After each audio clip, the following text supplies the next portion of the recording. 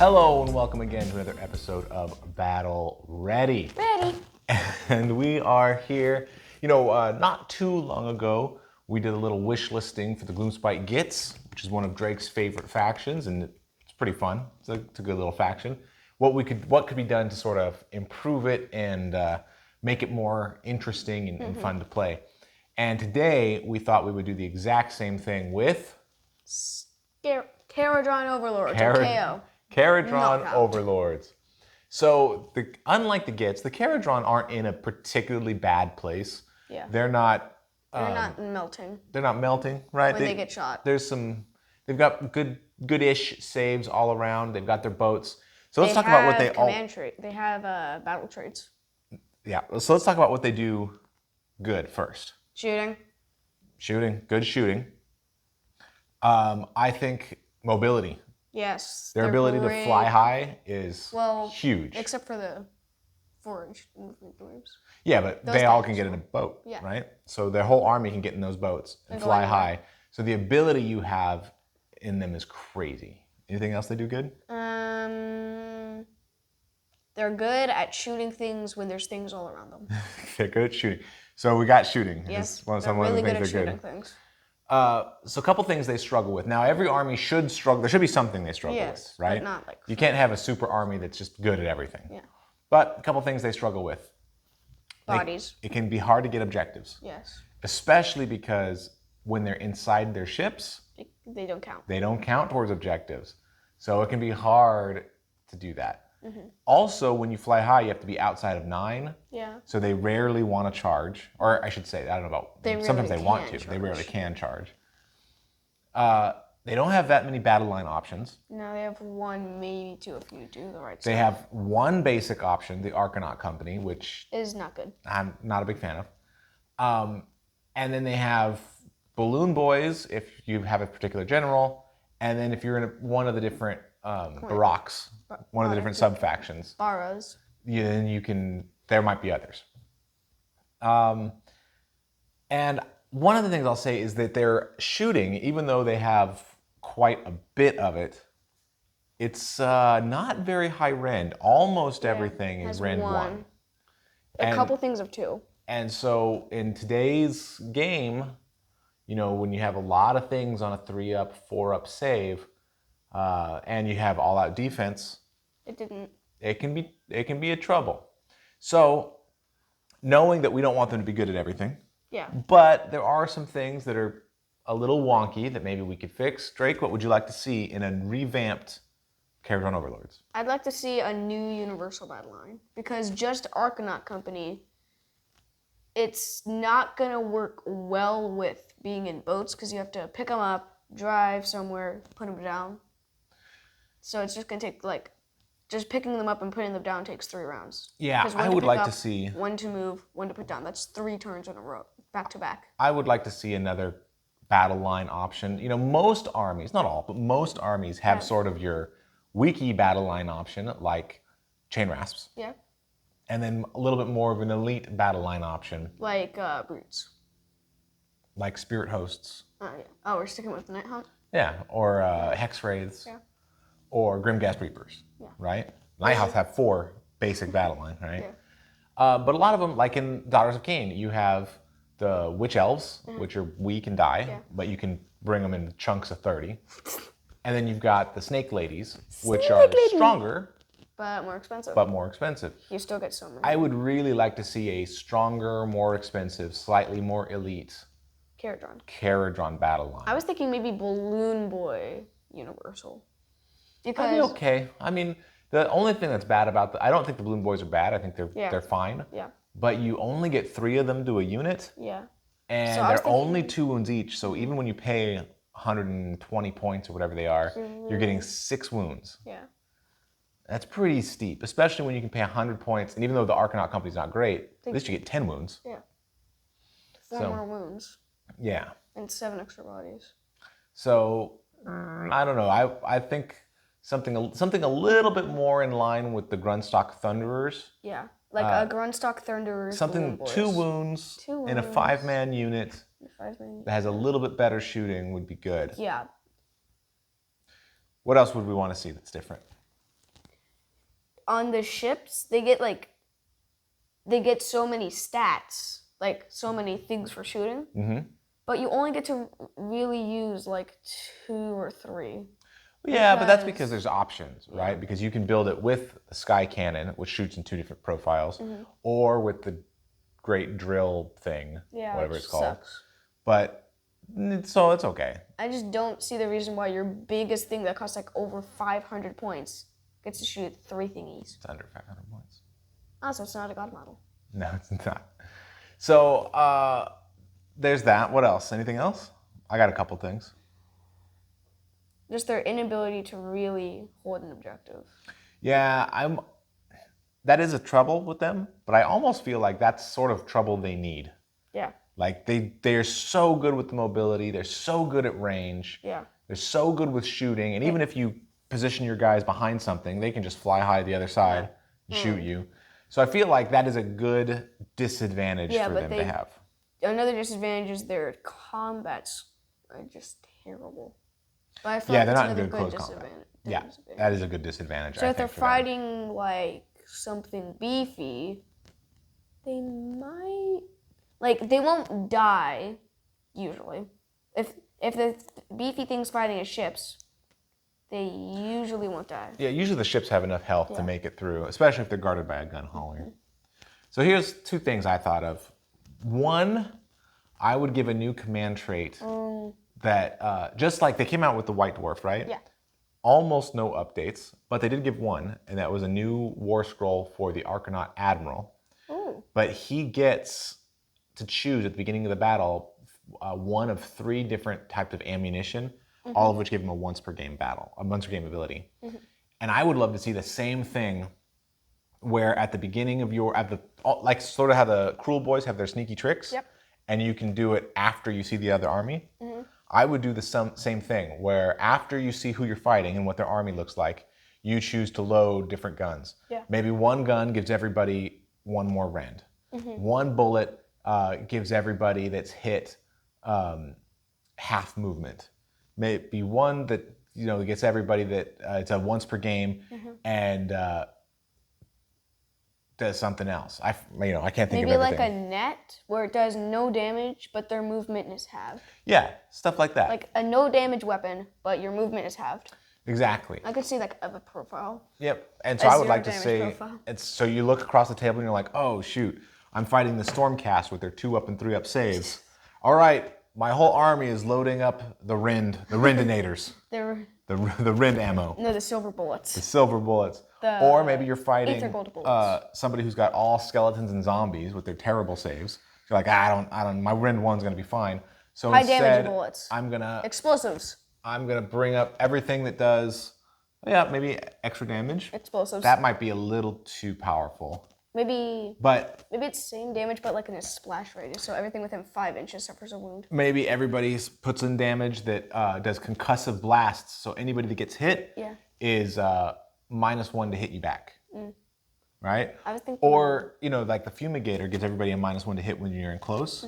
Maybe you put it in. You have ammo, or you have other things that you put. Fumigation stuff that you wear, so you get that army wide. So you don't get the extra rend, but you get the army wide -1 to be hit. But I would like to see something like that. The exact buffs, would have to be play tested and seen. But I would love to see have them like fly in on their airships, look around and be like, all right, lads, we've got chaos out there. We need to gear up. Ka-chunk, chunk, chunk, chunk, chunk. And then they gear up with whatever's going to help them in that I was battle. thinking maybe you don't see it before. I was thinking you see it before you see their army. You'd like to see that buff be taken as part of your army list? Yeah, because otherwise you can pick the exact thing that'll help you win. That's what I'm saying. You should pick that's what I don't think the buffs should be super huge. I like the things where it's a bit more relying on what your enemy chooses. I like games like that where you just don't know what they're gonna be, so you gotta do an all-around good strategy. Not just. Are you sure that's what you like? Because sometimes you want to know what I am before you make your list. Sometimes you're like, Dad, what are you playing? Okay, now I'll make my list, now that I know what you are. Sometimes you let me choose both. That's right, because it's an advantage. Okay, this time it's hidden, not what we're being. All right. This battle. The other thing that I think would be really good for them is I think they need a list of like 5 triumphs. Because the pennies, which I think is a good mechanic, that they have their little shares of ether gold, they only give you triumphs. Yeah. Right? And the only triumphs you have right now, well, the pennies only go on ships, heroes, and units of 10, right? Well, if one of the ones is inspiring presence, basically, your ships won't need that, your heroes won't need that. Yeah, so that's one that's off. Yeah. Another one is re-rolling charges. No one's going to be charging except maybe the Admiral, because he has a giant hammer. You don't charge that much in this army. And then, so, it's not too off. It's not as much. Yeah. So basically all those pennies right now are +1 to wound. Yeah. Which isn't bad. Mm-hmm. It's fine. But I would love to see one where you could spend a penny for +1 to save. Or you could spend a penny for... I was thinking, like, instead of using them as triumphs, you can use them as triumphs or command shirts. Like they're all just free command points? Yeah. That would work good for the heroes, I suppose. Mm-hmm. But I think giving the pennies more variety, more uses. Yeah. I think that is key. Like, the units of 10 get good units of 10 stuff, and heroes, like, each gets their own special table that you can pick from that penny is going to be used for. You know, they did that during Broken Realms when they gave little things to a bunch of different factions. Mm-hmm. And they gave special triumphs that go to the Ether Chemist and the Etheric Navigator. We have them. Yeah. And so when they spend their penny, they can actually pick from a separate list of triumphs. But it needs to be more... I actually would just have it be widespread. I'd make a list, sort of the way that the new Night Haunt stuff works, where there's a chart, but it works for everybody. Yeah. I would do the same thing. I would give you, 4 or 5 options. Mm-hmm. And then when you go to spend your penny, you can choose the one that's going to be helpful. I would just say everyone gets a penny. Because if they're all enterprising soldiers, they all have riches. Otherwise, they wouldn't be enterprising soldiers. Yeah, that makes sense. I think they all should have... Money. You could even do it where, maybe everybody gets a penny, every unit gets a penny, and then your general gets an extra. Or maybe, levels of pennies, where this penny can only use to... Yeah, that's getting a little too complicated, I think. That way, a one-man unit at 1 health can't buy something that a general would use. Yeah, maybe. But I do think that the penny system needs to be revamped. Yeah. They need to do something more interesting with it. I need more pennies. Because I need dimes. Back in 2.0, there were triumphs, and you could choose 3 different ones. Mm-hmm. But they've changed what the triumphs are, and they just don't align very well with heroes and airships. Mm-hmm. So I think those things need to be fixed. So I think that the 2 major things I'd like to see different is the way they do pennies and the way that the shooting is. Yes. I think it straddles the line right now between not having enough rend. If you have a low armor army, like Daughters of Cain, Disciples of Tzeentch, if you see a lot of 5-up saves, it's fine. It does great. Yeah. Right? But if you're at a low rend army, that shooting is going to be very ineffective. Mm-hmm. But it would also be okay if it was a low rend army if they just had a way more dice. Yeah. Because then through sheer weight of dice, you're just going to kill things. Your opponent's going to roll some number of 1s to save, and they're going to die. But I don't feel like they have that many dice either. Yeah. Most of the units. Because their minigun only gets 6 dice on a 4/4 status. Yeah. So you're only getting 1 hit. It's 1.5 hits on average. Mm-hmm. So that would be 1 or 2.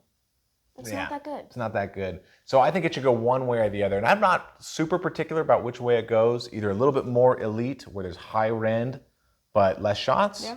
Or just give everybody 10 shots and 1 rend or no rend. Mm-hmm. And then through sheer weight of dice, they're just going to fill the skies with lead and make it happen. And I think that would be cool too. I wonder what would happen if you did Kharadron versus Kharadron.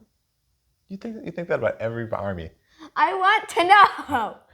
Well, I think that's really the fixes I would. Well, yeah. I don't know about fixes; they're not broken, but those are the changes that I think would be most interesting. Any other changes? No, I don't think so. Got it. We got this one finished. Yep. Figured it out. Yep. KO, we're fixed now. Yep. All right. As long as Warhammer sees this. Right. Well, if you have suggestions about Kharadron Overlords, definitely put it in the comments below. I'd love to read what people have to say. And really, I think that the two issues they have is close combat and objective control, and trying to keep those. Yeah, exactly. So in our suggestions, we're trying to keep those as places where the Kharadron are going to struggle, because even if they're going to be successful in a lot of, and very successful in a lot of other areas of the game. Especially if it's only a 2-objective game like the one we played. Yeah. They can dominate. Yeah, with only 2 objectives on the board, and then only 1 at the end, right? If they were able, they can crowd 1 objective really well. Yeah, and you can send But if you're playing a game with 4, 5, 6 objectives, no, they're going to struggle. No chance. They're going to struggle. Yeah, unless you're at like 10 Arcanaut companies. You just drop, because with Arcanaut companies, it's a turn to pick someone up, and then that's their movement. No, you can pick them up and then fly high. Yeah, so you have to pick them up. Jump out after you've already flown high. So it takes 2 turns. 1 to go in and 1 to come out. Yep. Yeah, so it just takes way too long. By then your enemy, unless they're like incredibly slow like Nurgle, they'll probably be at the objective. And even then, Nurgle could punch through the Arcanaut company. Well, Blight Kings for sure. But yeah, I think the idea is, if you're going to go with a bunch of guys in the boat, you got to start them in the boat, drop them off somewhere, and then just be like, all right, that's where you guys live now. Yeah. You're on that objective. Hope you live. See ya. I'm going to go shoot things. Yeah, and maybe the Kharadron can, like, instead of having guys in the boats, you can bring in a giant artillery piece that sits and it can't move, but once, like, it's in the boat, but once you spawn it, it sits there and it just fires rounds like it's a new weapon. That'd be a cool new engine work, right? When you can choose your great engine works, you have some kind of like artillery upgrade on it. Yeah, where you can drop it down in like the Grudge Settler. They talk about that in Iron Dragon, which is a book about Kharadrons. They talk about having a big thing on there that's going to take out a Sky Kraken or whatever the thing's called. But yeah, I think that'd be cool. Like, instead of you no engine work, great engine works, that is your great engine work. You drop it on the field and it fires rounds. Maybe it acts like a mortar, where it can't shoot anything within 6 inches of itself because it's too close. But anything farther than that, it can fire. That'd be cool. That would be in line with their close combat restrictions, right? Because in lore-wise, if it's shot straight up, it's going to come down and kill itself. Right. Well, I think we figured it out. I think we know what KO needs. Yep. Like I said, if you have suggestions, we'd love to see them. I think it's really cool to think about what might be in the future. And this has been another episode of Battle Ready, and thank you so much for watching.